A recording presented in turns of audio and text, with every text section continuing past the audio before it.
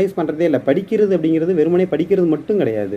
School புக்கில் இருக்கிறத எடுத்து படிக்கிறது மட்டும் இல்லைனா படிக்கிறது மட்டுமே கிடையாது. படிக்கிறது, ரிவைஸ் பண்ணுறது, ப்ராக்டிஸ் கொஷின் எழுதி டெஸ்ட் எழுதி பார்க்குறது, அதுக்கப்புறம் பார்த்தீங்கன்னா கணக்கெலாம் போட்டு பார்க்குறது, அதுக்கப்புறம் வந்து பழைய கேள்விகள்லாம் வந்து எப்படி கேட்டிருக்காங்க அப்படின்னு கொஷின் பேப்பர் அனலைஸ் பண்ணுறது. ஒரு கொஷின் பேப்பர் எடுத்து இது எனக்கு தெரியுதா, எனக்கு தெரிலையா, தெரிலையா அப்படின்னு டிஸ்கஸ் பண்ணணும். சரிங்களா?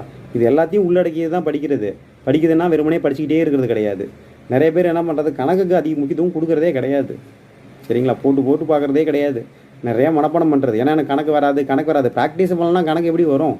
அப்போ 25 கேள்வி இருக்குது. இப்போ இங்கே நினச்சி பாருங்கள், நிறைய பேர் 16, 17 அந்த ரேஞ்சில் தான் அடிச்சிருக்காங்க. அப்போ நீங்கள் 24லாம் எடுத்துருந்தீங்கன்னா கொஞ்சம் கஷ்டம் தான். இந்த கேள்வி கொஞ்சம் எடுக்கிறது கஷ்டம் தான். இருந்தாலும் நீங்கள் நிறையா ப்ராக்டிஸ் பண்ணும்போது உங்களுக்கு நிறைய ஐடியா கிடைக்கும், எடுத்துருக்கிறதுக்கான வாய்ப்புகள் இருக்குது.